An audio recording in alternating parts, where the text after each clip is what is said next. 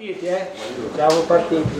Hey everybody, welcome to the first ever CFL Combine in Italy. We're very excited to be here. My name is Ryan Jansen. I'm the Senior Director of Football Operations at the CFL.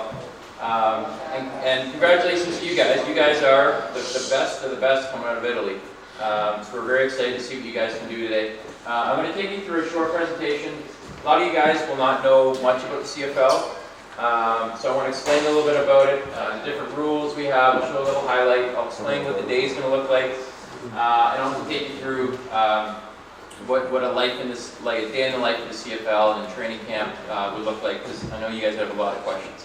Okay, and by all means, just ask questions as I go along. If anything isn't unclear, if you're not understanding what I'm talking about, let me know. I can slow it down. So I want to make sure you guys are well versed and prepared to what you get yourselves into. Okay, so also with me is Greg Quick, Director of Global Scouting. He's the one you guys are going to try to impress today. He's in charge of scouting all the players from outside of Canada and the United States. So we'll get through it later today, but we're doing combines all over the world. This is our fourth combine. We've already done Sweden, Finland, and France. Colleagues are in England right now doing the same thing. We're in Germany tomorrow. Next week we're in Japan, we're going to Denmark, and we're going to Brazil. All before we have a draft in April and a combine at the end of March. So we'll get through that a little bit more. Laurence Pomperin and Chris Golding, also from our office, are going to help facilitate all the drills and put you guys through the test today. Okay? And then Kyle Scott from our office is also doing video at the back end. So we're here to help. Any questions you guys have, please come to one of us or one of your people at the Federation here. Okay, a little bit about the CFL. Canadian Football League is the oldest professional football league in the world. Okay, we're the second biggest to the NFL, obviously, but we're older than them. We have 9 teams in the CFL. They play 18 games over 21 weeks, which means there's 3 bye weeks for each team. And at the end of the year, we have a championship game called the Grey Cup. It's the oldest championship football trophy in the world. And as Barbara knows, it's a big event. It's kind of the country just stops that weekend and turns the focus to football. So it's a very cool event. We have 9 cities that have a CFL team: Montreal, Ottawa, Toronto, Hamilton, Winnipeg, Regina, Calgary, Edmonton, and Vancouver, all as CFL teams. Okay, and we are the second most popular professional league in Canada. Hockey is something we're trying to beat one day, but we are the second most popular sport in Canada. So I want to show you a quick video, just a little bit about what the CFL, show a highlight from this past year, and get a little sense of what the CFL is all about.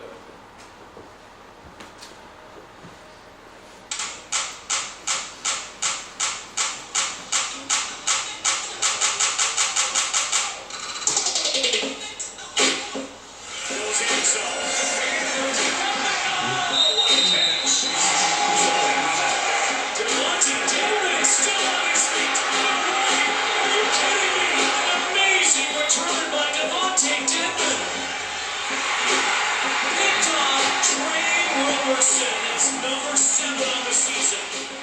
Oh, what a catch! Oh, of course he would. He just keeps doing it, making the extraordinary look ordinary. Oh, good luck. Roger Bates is going to score. He got Dustin. Strap in, buckle up. Welcome to the CFL playoffs.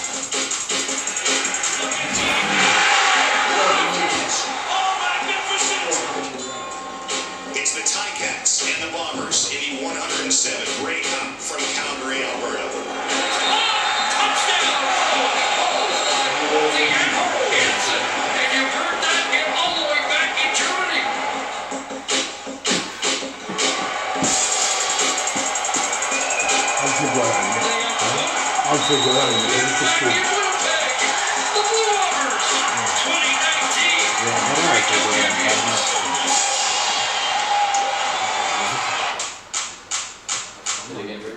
So that just a little goes to show you what the CFL is all about. And new to the CFL over the past, I guess, year is what our Commissioner Randy Ambrosi is calling CFL 2.0.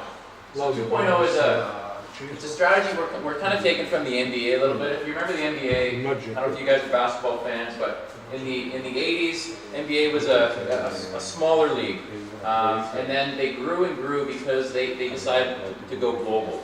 And you might remember Yao Ming is a 7-foot basketball player from China, and that opened up fandom from around the world. And there's a ton of European players playing the NBA now, and it's a league that, I don't know what the percentage is, but it's probably 40-50% of the NBA players are from all over the world.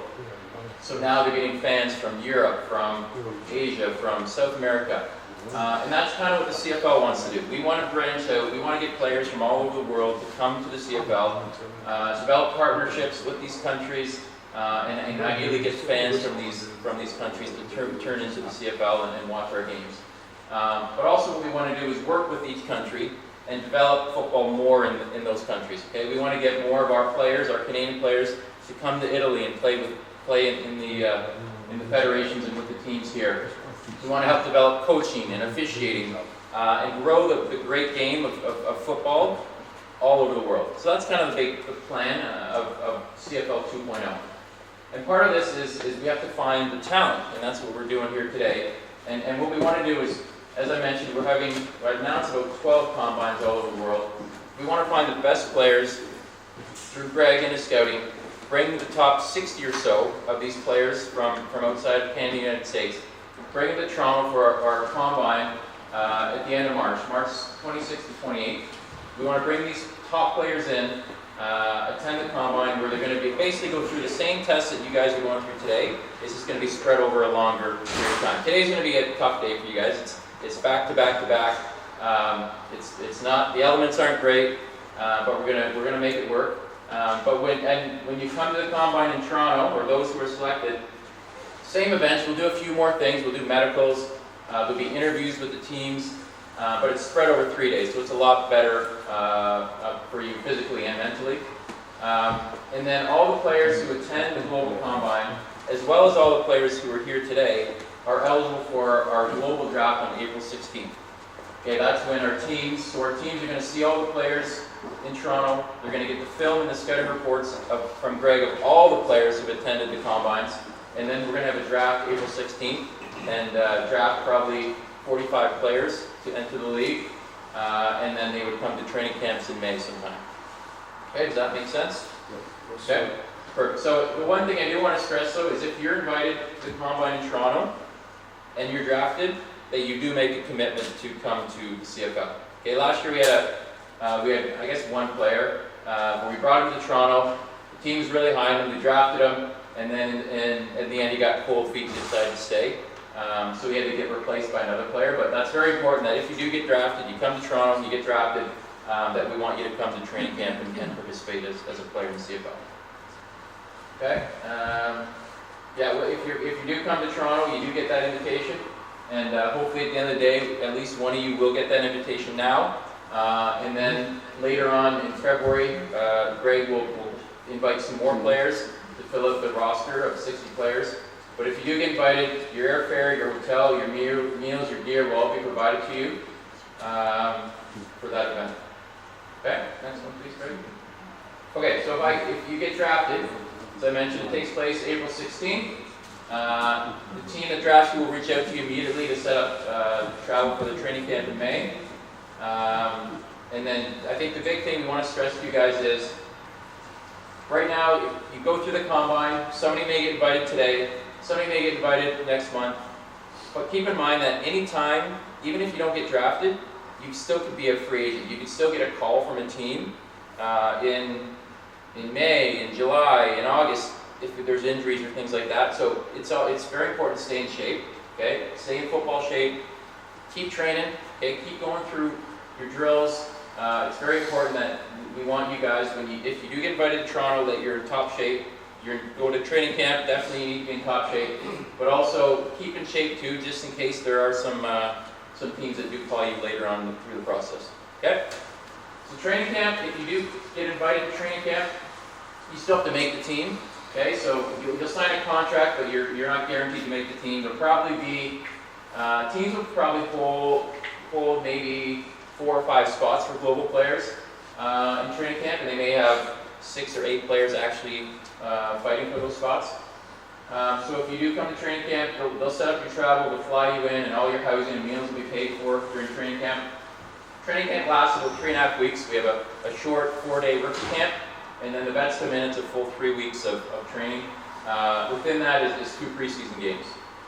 Okay. At the end of training camp, teams must cut down to the final roster, which is 46 players, and as I mentioned, 2 of which have to be global players. So every game this year, 2 players from outside of Canada or United States, people like yourselves, must be on a dress roster, which is great news. Last year it was 1 player, this year it's 2 players. Okay? And then teams can also have up to 3 global players on their practice roster. So each team can have up to 5 total global players. Here's what a training camp day would look like, and Jordan would know this well. So football is now, if you get drafted and you're part of the CFL team, this is your job, fellas. And I think everybody, this is a dream for a lot of you guys, and it's exciting, but it is a job. So I just want to take you through what a day would look like. So you start first thing in the morning with breakfast and treatment, and then you have a morning practice. If there's 2 practices in the day, only one will be with pads and one will be contact. And then you'll have lunch, and you get some meetings in the early afternoon, and you get ready for the next practice, and then it's dinner, and then it's more meetings, and you're probably lights out by 10 o'clock. So we're talking 16 hours a day of football for training camp, but what else would you rather be doing? Okay? If you make the team, the regular season, like I said, is 18 games over a 21-week schedule. So a typical game week, players would have 2 days off. Okay, so you practice really 3 days of practice, 3 full days of practice, 1 walkthrough day. You may have a travel day in there if you're traveling across the country for a game. And then through our collective bargaining agreement with the players, they're only limited to 4.5 hours of football activity, which includes practices and meetings. But a lot of the players will put in more time with workouts and additional film work from there. Every team has a dedicated team doctor and therapy staff to help you with any injuries or rehab you need. And then everything, your medical coverage and all that is part of the deal as well. And then one thing our commissioners brought in a couple years ago, once the regular season has started, there's no contact. Okay, you're just wearing helmets at practice, and the only contact would be in games. So that's something we've done for player safety. Here's what a typical day would look like during the regular season. As I mentioned, there's the 4.5 hours. You start with a team meeting in the morning, you get the positional meetings, and then you're on practice. And then you have some therapy, workouts, film work, and then as I mentioned, some players would stay a little bit longer and do their own stuff. Okay, playoffs. Once the season's over, at the start of November, we have 3 weeks of playoffs. 6 of the 9 teams make the playoffs right now. We're hoping for a 10th team in Halifax, which is an East Coast team in Canada. It wouldn't be next year, it would be over the next couple of years, hopefully. That'd be nice to get to a 10th team. So as I mentioned, 6 teams make the playoffs. The first 2 teams in each division get a bye. So 2 will host 3, they play. Number 1 each will host the winners, and then the winner of those games would play in the Grey Cup every year. Okay, I'm sure you're all wondering what you get paid as a CFL player. So it's in the collective bargaining agreement as well that global players are paid $54,000 for the season, which works out to $3,000 per game. And then players on the practice roster are $750 plus are provided with housing. Okay, if you make the active roster, you're going to have to pay for your own housing, but our teams would help you facilitate and find a place. Okay, you don't get paid until the first regular season game, but there is additional bonuses for once you make the playoffs in Grey Cup. So basically, if you get to the playoffs, it's about $3,500 a game for the first 2 weeks, and then Grey Cup. The winning team gets if you're on the winning team, you get $16,000. The losing team gets $8,000 per person. Okay, and then there's a lot of other incidentals that you'd get. So every time you travel, you're on a road trip, you get $115 per day for meals and incidentals, that sort of thing. Obviously, the team would put you up in a hotel, and then pay for travel, and then they cover some meals throughout the week for you, and obviously all medical coverage is provided by the team as well. Okay, in the off season, as I mentioned, Grey Cup is over in November, or once your team is eliminated, you basically have have 6 months off. So some players, they go home, yeah. Dental insurance too? Or just... Yeah, oh yeah, yeah, every team has a team dentist. Yep, that's all taken care of as well. Good question.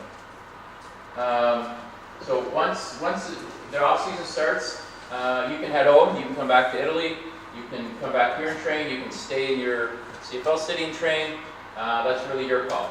But as I mentioned, you're only paid for during the regular season. So if you want, you can come home and get a job and do whatever and keep up with your training, but that's your call.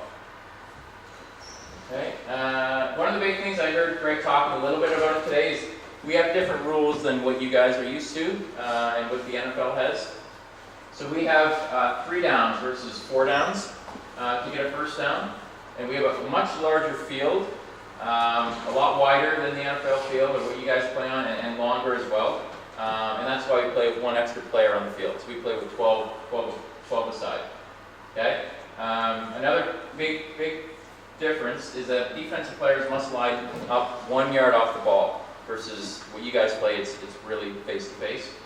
That's an important one. And then on offense, in the CFL, we have unlimited motion. For players who aren't on the line of scrimmage, who don't start, they have unlimited motion, which means as a defensive back, you could have 3 or 4 receivers coming full speed, coming at your direction. So it does help with offense and makes for an exciting game. And then on difference in the kicking rules, we have the next one, Greg. Thank you. We have a single point called a rouge. So if the ball is kicked in the end zone or through the end zone and is not returned out, that's 1 point for the kicking team. And we don't have a fair catch, which means every punt is returned unless it goes out of bounds. Every punt is returned. So when the ball is in the air and the punter or the returner catches it, there needs to be a 5-yard halo around him that the kicking team can't go in. Otherwise, it's a penalty. So that encourages more kick returns, punt returns. And then our uprights are actually located at the front of the uprights, or front of the end zone as opposed to at the back of the end zone.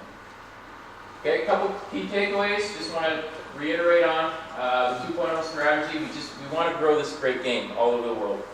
We want to get more people, fans. We want to get more players playing. Improve the coaching, the officiating all over the world. That's part of our plan. As I mentioned, if you're coming to Toronto, if you get invited, we want you to commit to the CFL for the year. We've created specific roster spots for you guys, 2 per team and up to 3 on the practice roster. There's the pay, as I mentioned, $3,000 per game.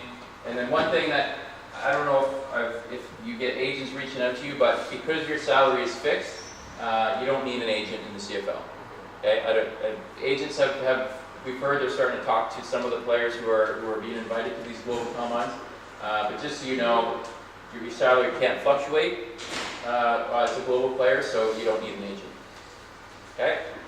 Any questions about anything I just took you through? Sorry, I went kind of fast, but we have a lot to do today. Yeah. What happens if you start out as an inactive roster spot and they take care of your housing, but then they move you to the active spot? Are they then telling you, okay, now you get an apartment? Or they actually, yeah, so we have a rule that says they have to then take care of your housing while you're on the active as well. Yeah, so you're covered. And there's a time period, right, Ryan, in between, so that they're coming back up and down off the active and practice roster. There's a period of time that they allow you to find a house. Oh, yeah, yeah. What about taxes? Is this all after tax, or do I have as an international to file my taxes after the season? So that is pre-tax. Pre-tax. Yeah, so you'd have to do that. I don't know, and you'd have to file What's it the back. tax threshold for internationals in Canada? That I don't know. Greg, do you know that? Yeah, it depends on your country. If the country has a treaty with Canada, for example, I pay taxes in Canada, United States, but I don't make any money in the States, so the Canada taxes, I don't end up paying anything in the States. So depending on your country and a relationship with Canada, if they have a global treaty related to taxes. Taxing treaty. So it's a global tax, right? According to all the funds you make everywhere in the world, where you make that money and pay your taxes, but you may not have to pay them back at all. And which is the month in Canada when you have to file your taxes? By the end of April. All right. And there are some good tax accountants that aren't real expensive. They charge a low flat rate, and they know the laws around the world, and they work with our players all the time. So Each of the clubs, their business offices normally have people they can refer you to that can help you with your taxes. And if not, you call Coach Quick and I can refer a couple guys to you. Have any age limit on CFL? No. Like minimum or maximum? Minimum. Minimum? No. Any other questions? Okay, we're excited to see how you guys do today. So the plan is we're going to head over to the gym. Okay, we're going to start with a video shot, which is basically a physique shot. See how the body type looks. Okay, and then we're going to go to height weight, hand arm. Then we're going to go to vertical jump, bench press, and as you mentioned, we're going to do the broad jump, shuttle, and three cone in the gym, and then we're heading up to that. Follow me.